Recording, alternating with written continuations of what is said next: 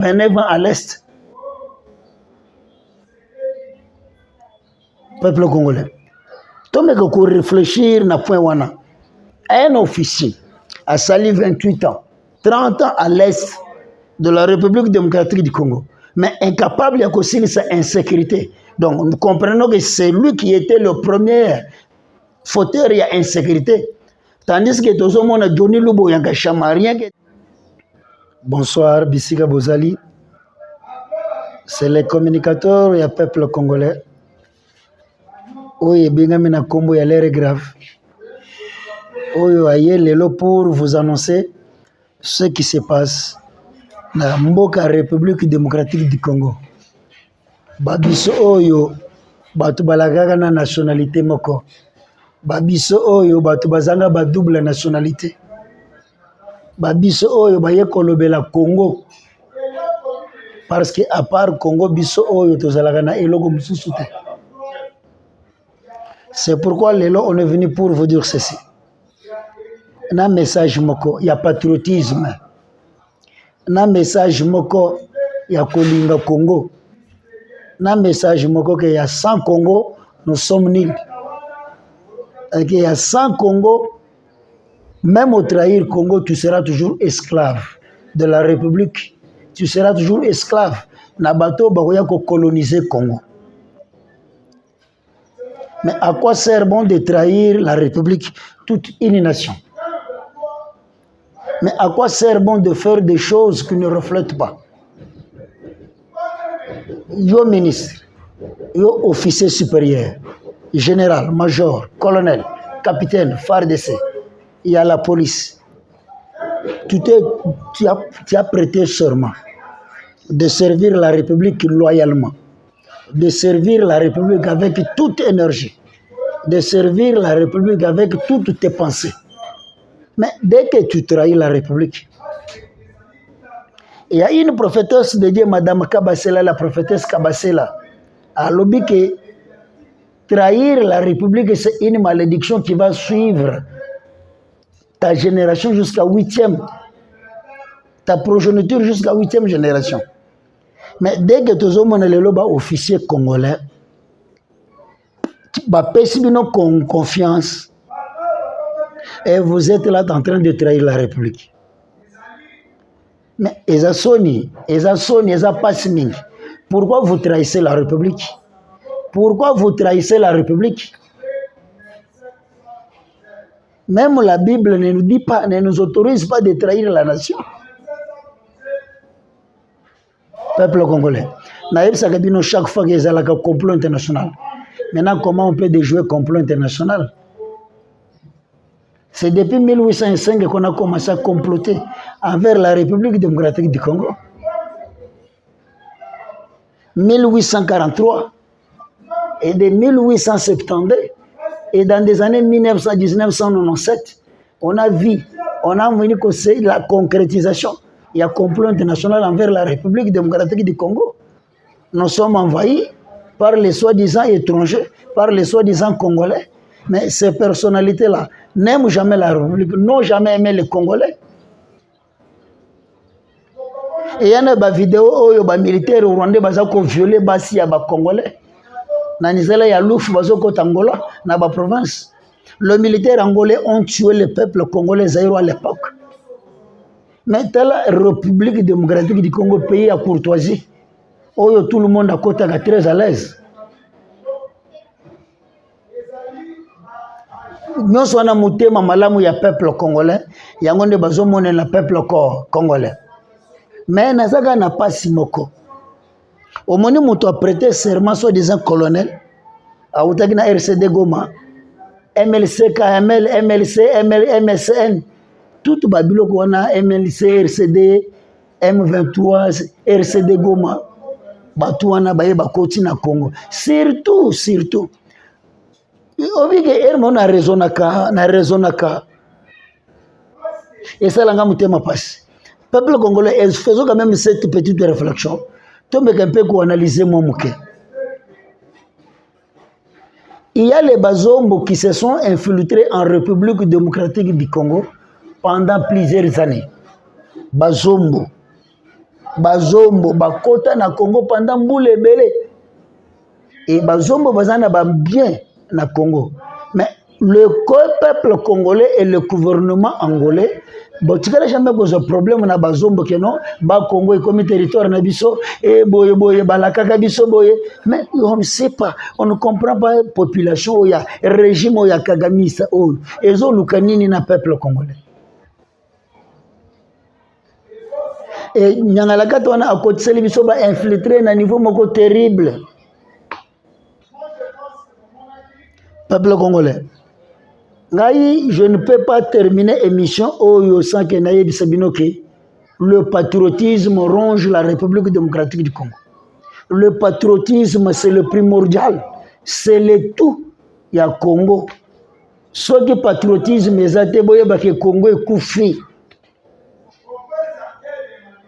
Namonaka ere moko boye balobaka ke mboko oyo bateka yango soki bateki yango toka bolambo. Nanu etekami te po so $10 problème ozo sala ba gymnastique ebele tala kabambia hémorroïde komi ko bimisana makila rien que ozo $10 et pourtant mboko etekami te. Mais ere ozo cha langage ke mboko eteka matoko zombo po kende wapi. Boyebi ere na raisonna kamaloba ya Tshisekedi le père le Sphinx. Oya pesaka testament mongolo biki mukolo peuple congolais akobima na balabala sans mot d'ordre ya moto. Yeba ke mboka ezu délivrance, mboka échanger. Mais lelo oyo toza ko sala ba biloko moko ezanga tina.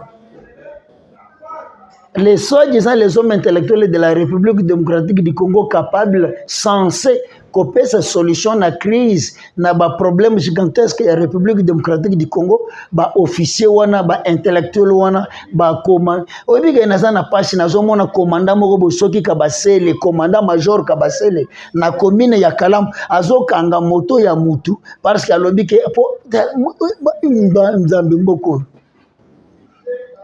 Un major mogobo na district ya Kalam ozo kanga mutu parce que akangi muyibi alibike ba edaka letate major.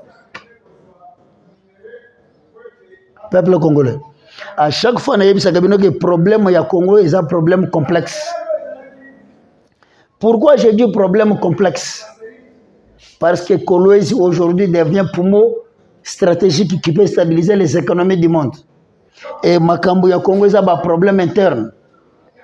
Et pourquoi problème interne? C'est là où avec M. Boutros Kale, ils ont eu la chance de faire infiltrer. Ça là, Nazo Kamwasi réellement Badidje et Tumba, Bazaba Congolais. Je me rappelle le propos tenu pour parler, une information donnée fiable, dans Horizon 33, par l'ancien secrétaire, par l'ancien directeur du cabinet. Il y a Sphinx délimité Etienne Tshisekedi Wamulumba, M. Valentin Mobak. Mais qu'est-ce que M. Valentin Mobak nous dit?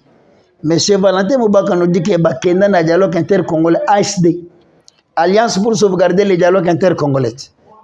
Oh, Lolo Joseph Edeba, soi-disant membre cadre LGD. Oyo parti ya soi-disant sokinani wana mutu ayiba biso mbongo wa Bukangalonzo oyo nazobanga ko nazoboya kotanga kombo naye kobanga te me koboya kotanga kombo naye tata wana ayiba biso mbongo na biso ya Bukangalonzo mais akosa biso ke no université oyo batonga y avait des partenariats, y a des contrats ba partenaires ba yaki bisika zokande lokuta zokande ayiba ka biso mbongo na biso mais militant na ye moko boye boye. Peuple congolais aujourd'hui, juste vous relater pourquoi Tshisekedi le père avait créé ASD, Alliance pour sauvegarder le dialogue intercongolais. C'était juste pour sauver le Rwanda, où ils allaient déjà République du Volcan, dont était dirigé par James Sakabaribi, Bizima Karere, Paul Gagame, Fred Rugema, Nyamugaragi Murega, Kwakakavira, Munga Herero.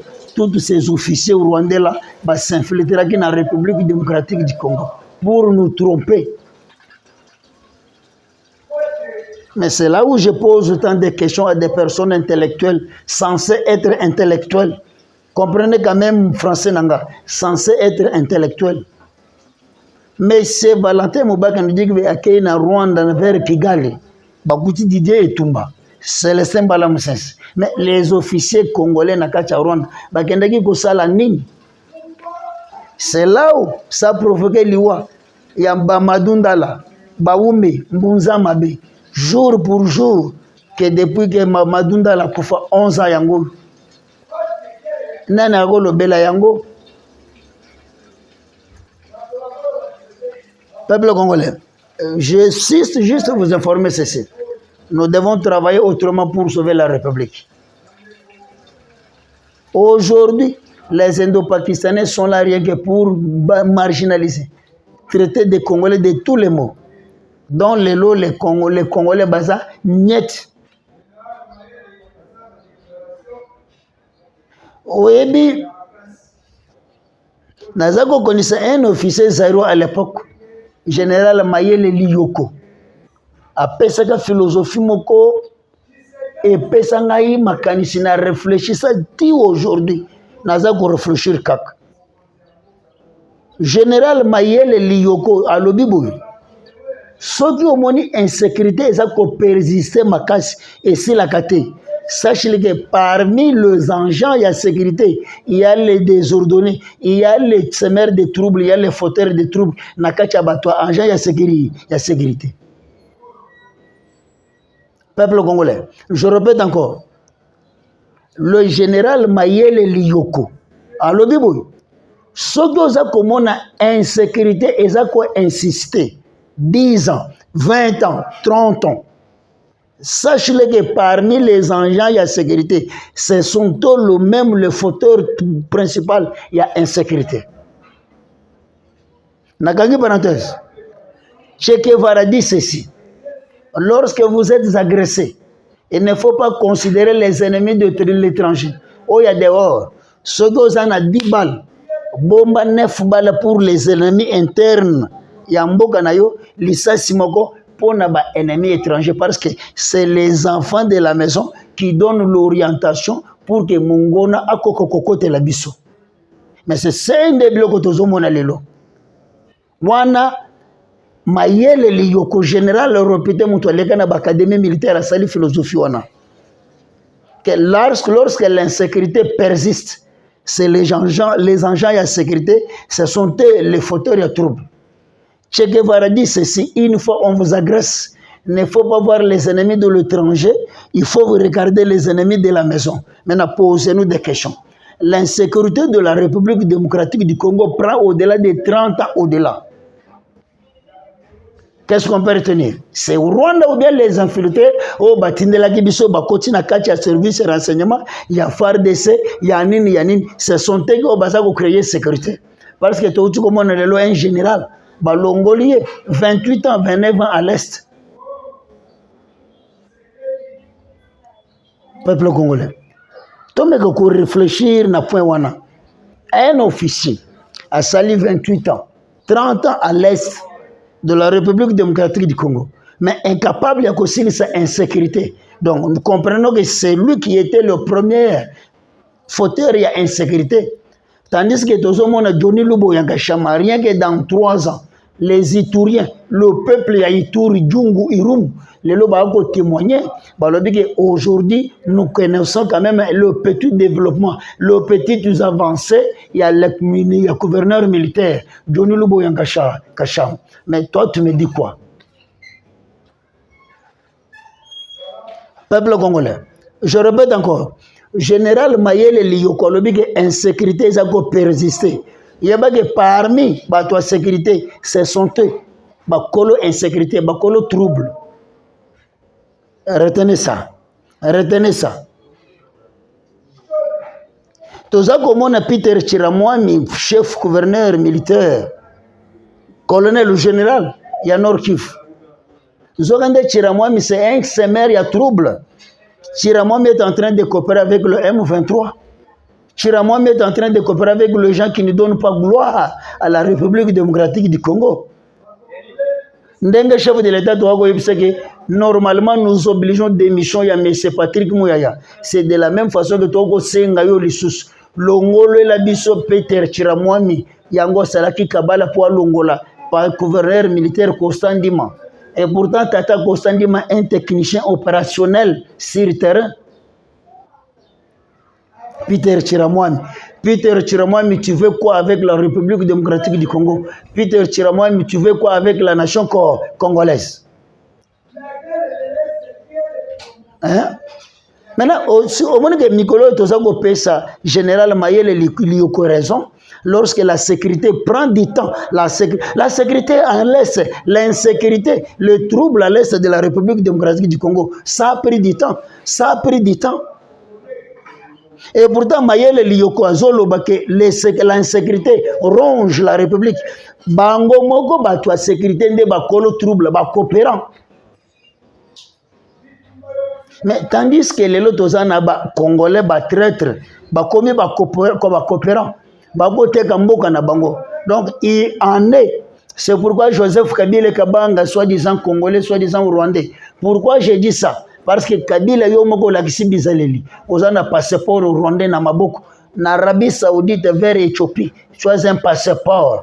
Yango Bokutanaki na Jésus-Christ. Peuple congolais, c'est la toute première fois tout le monde Judas a Kutanaki na Jésus. Après avoir trahi Jésus, mais Judas Bakutani na Jésus. Et mon anika la République démocratique du Congo. Moïse Katumbi, après avoir déclaré que non, Kabila c'est un Judas. Mais Moïse et Jésus, les lois bakutani basololi. Ah, peuple congolais, je ne sais pas place Bozana, je ne sais pas ce que vous croyez, je ne sais pas ce que vous pensez.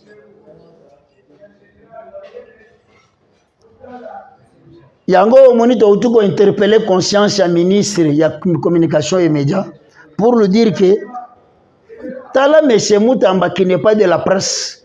Mais M. Constant Moutamba prend des décisions terribles en Kwame Nkrumah. Thomas Sankara, je suis très fier avec vous. Malgré Dieu t'a fait grâce d'être ministre, et ça grâce na yo. J'appuie cela, je soutiens cela. Peuple congolais, ceux qui justice exacte na mboka na sécurité. Yango monaki tellement que ba au politique, ba homme politique, ba soi-disant bateau intellectuel congolais, ba si ba comprenait que la justice n'était pas à la hauteur. Yango monaki ba komaki déjà na cop mutozo yiba mbongo ya l'état congolais na mutema makasha albe que je dois coopérer avec la justice. Oza ko yiba deniers publics et tu te tapes la poitrine en disant que je vais négocier avec la justice. Ah, sorcier. C'est pourquoi M. Constant Moutamba Toko Sengayo, côté le Melakaga peine de mort avec le Kuluna, et puis j'appuie cela. Au libéra ba Kuluna Batuba Fingayo na ba Monyonso. Balobi que incompétent populisme. C'est pourquoi Bino Bana ya lucha na filimbi. Bana ya lucha na filimbi. Je répète encore. Bino Bana ya lucha na filimbi. Jean-Claude Katenda. Jean-Claude Katenda. Kebaka. Ozangi cop, au raté cop. Parce qu'aujourd'hui, il n'y a pas makambo qui est basé pour marginaliser. On ne respecte pas le droit de l'homme. On est libre de faire ce que tu veux. Au moment que Ozangi place à Gozuela Mbongo, tu commences à parler du bobard. Tu commences à parler des choses où ils sont à la hauteur. Ndenge Peter Chiramwami a trahir Massissi Centre, a trahir toute une nation. Bongo tobo mayete jusqu'à aujourd'hui en Arabie Saoudite abako bomabatu. Maintenant Jean-Claude Katende tu dis quoi? Aux États-Unis, en France, na bazako bomabatu. Parce que na prison ya Guantanamo le lo bazana chaise roulante, chaise électrique. Pourquoi tu ne parles pas de ça? Mais le petit voyou, le petit kuluna, net oya kalamo ya bomi mwana tata lekinaye pour bazana des écrits différents.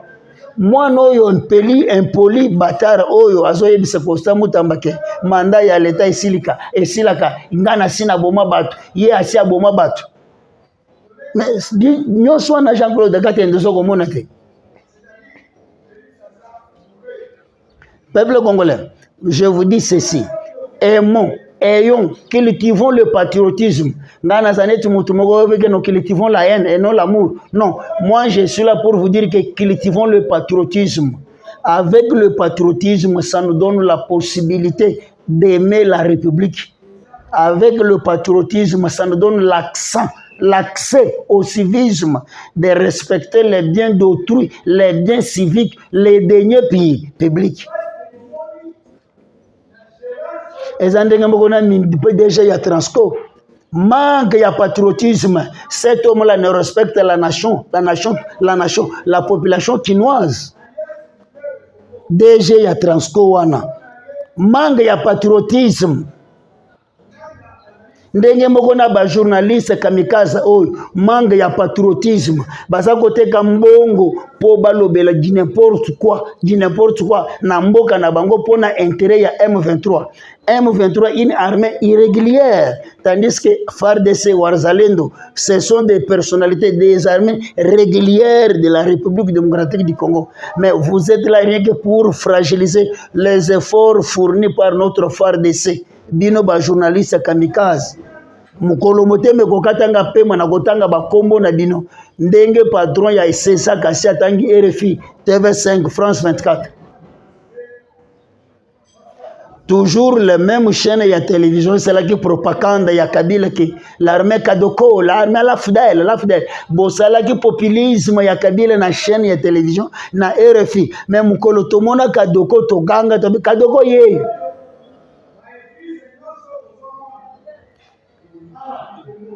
Peuple congolais, c'est le patriotisme qui ronge. Aimons la République démocratique du Congo. Aimons la République démocratique du Congo. Sans la République démocratique du Congo, nous sommes nuls. Sans la République démocratique du Congo, kokende wapi. Peuple congolais, c'est pourquoi j'applaudis le chef d'état-major général Gilles Mbanza. Très fier avec le chef d'état-major général de la force terrestre. Christian Dayuel, sans oublier l'homme fort du terrain, Pacifique Massunzu. Je t'applaudis de ce que tu es en train de faire. La détermination. Tu es le seul Outunyamulenge qui prouve que vraiment, on a Congolais, on a philosophie moussous, on a déontologie moussous. Pacifique Massunzu.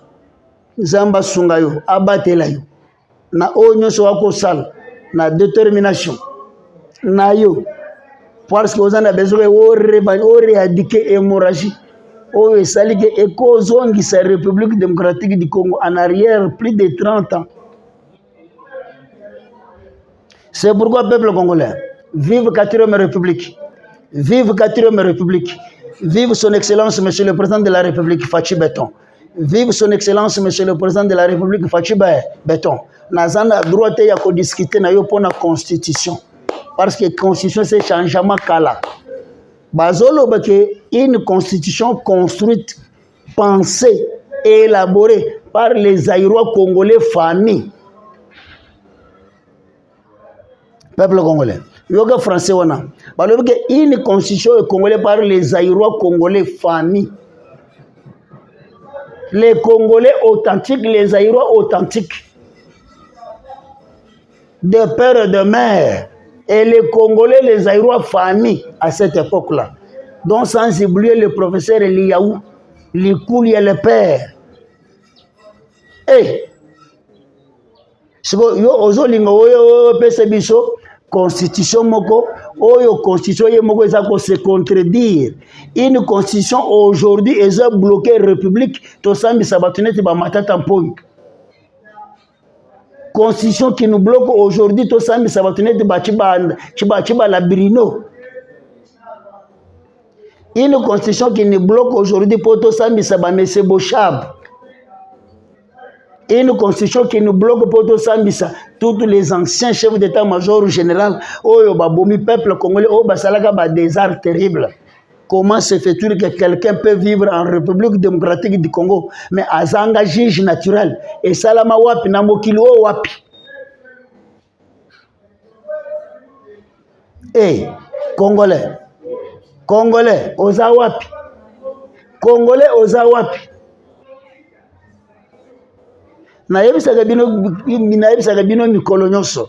Je suis en train de chercher le professeur Mampouya.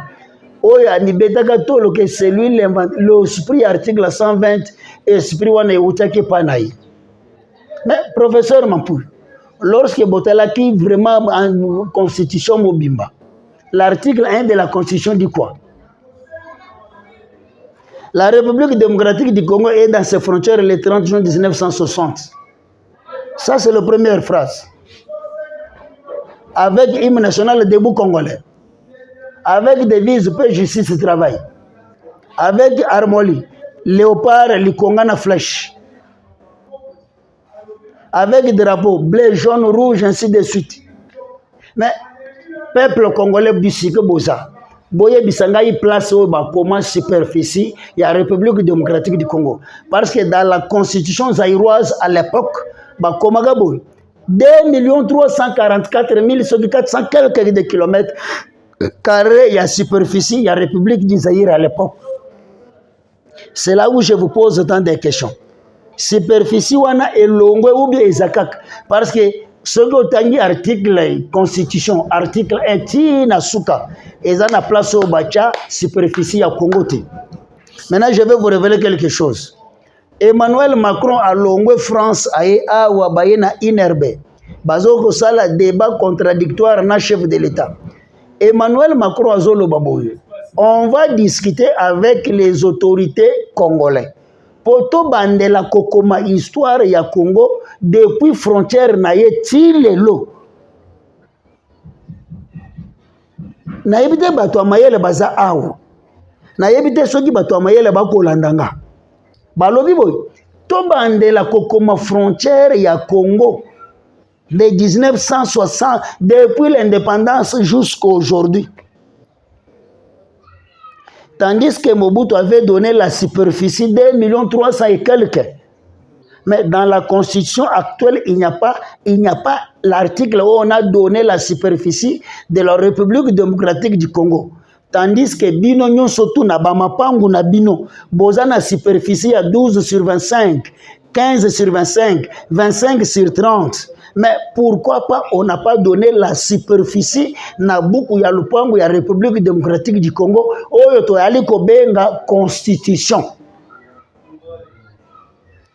C'est pourquoi nous avons interpellé conscience à ba constitutionnaliste nyonso bakaluba dibwe babo shabe banani na banani bino boza komi beta tolo que vous êtes le professeur en droit constitutionnel. Mais bola kisabiso article moko place au bacha superficie ya République démocratique du Congo na buku ya lupangu ya Congo oto yali ko benga constitution.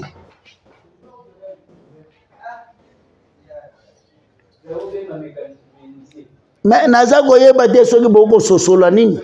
Naza koyeba te soki boko kanisa nini. Omoni teke eza libunga na bato amayela Congo na baye mayela Congo.